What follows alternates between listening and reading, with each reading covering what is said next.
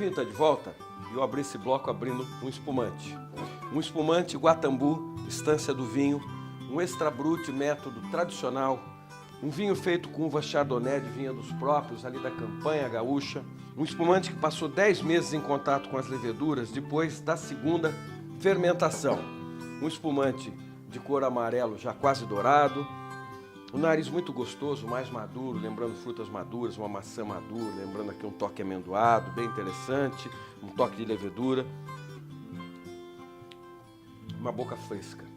Um Extra Brut tem até 6 gramas de açúcar residual só, portanto, ele é um pouco mais fresco, tem uma acidez mais presente. É um espumante interessante, inclusive para acompanhar essa entrada que vocês viram eu fazendo ali no primeiro bloco, os meus pimentõezinhos ou pimenta cambuci, ali com o atum e com a anchova. Isso é um espumante que cai bem porque o pelagem limpa aquela untuosidade do azeite, essa acidez contrapõe aquela tendênciazinha amarga da pimentinha cambuci, que não é ardida, tendência doce do atum, enfim, faz um casamento gostoso. Mas por que eu estou abrindo? Porque a Guatambu ganhou um prêmio importante. Na edição das Expovines desse ano, que aconteceu no mês de abril, a Guatambu foi premiada com o seu Taná 2013. O vinho ganhou como melhor tinto da feira, melhor tinto nacional da feira. Portanto, um grande feito.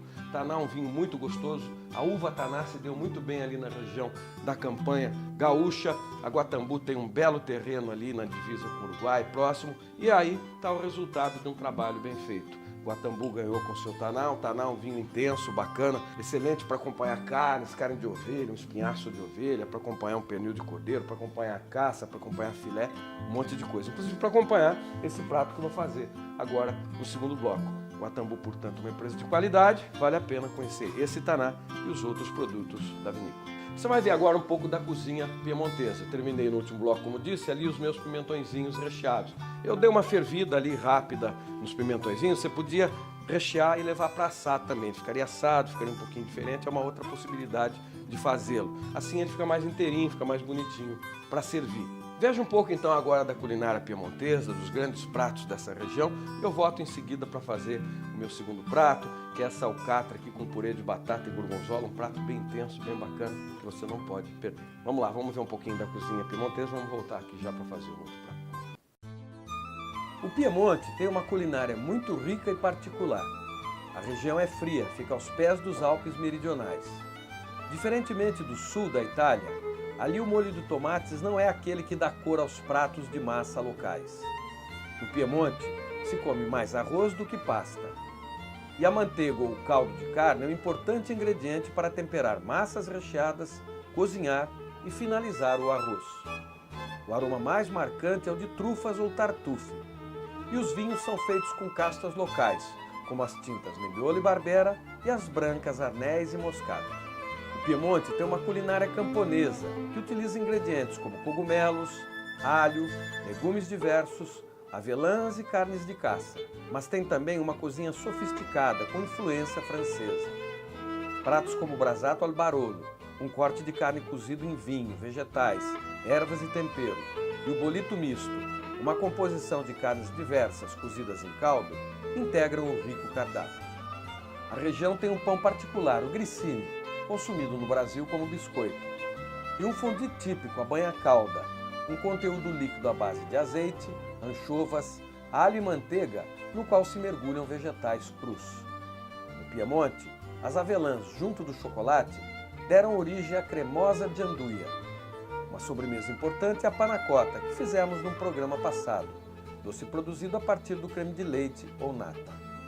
Para começar uma refeição, pode-se pedir a batuta di manzo, uma espécie de tartar no qual a carne é servida crua, ou o vitello tonato, o encontro do mar e da montanha, da carne bovina com o saboroso atum.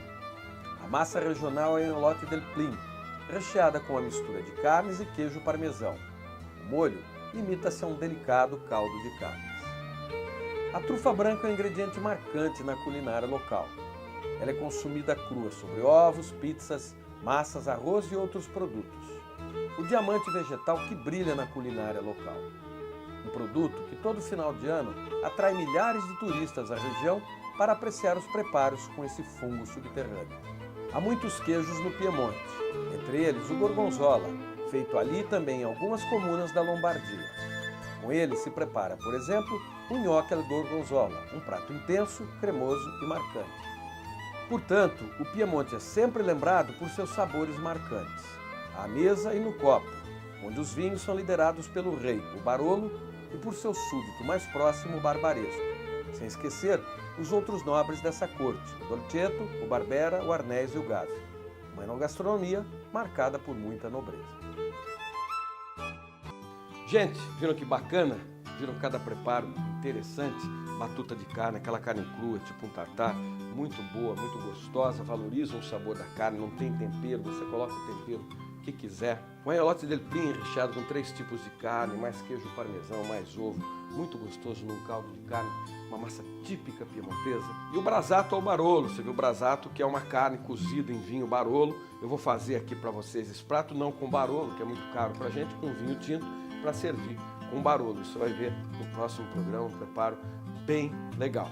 Então é o seguinte, você já conheceu um pouco da cozinha piemontesa, agora vamos fazer aqui um pouco dela aqui na Abreu Garcia, em Florianópolis. Então vamos cozinhar. Vou preparar aqui o meu scamone em crosta de nocciola com purê de batata e queijo gorgonzola. Muito intenso, muito gostoso. Não vou botar demais. Vocês viram ali, já estou com a batata cozida sem sal.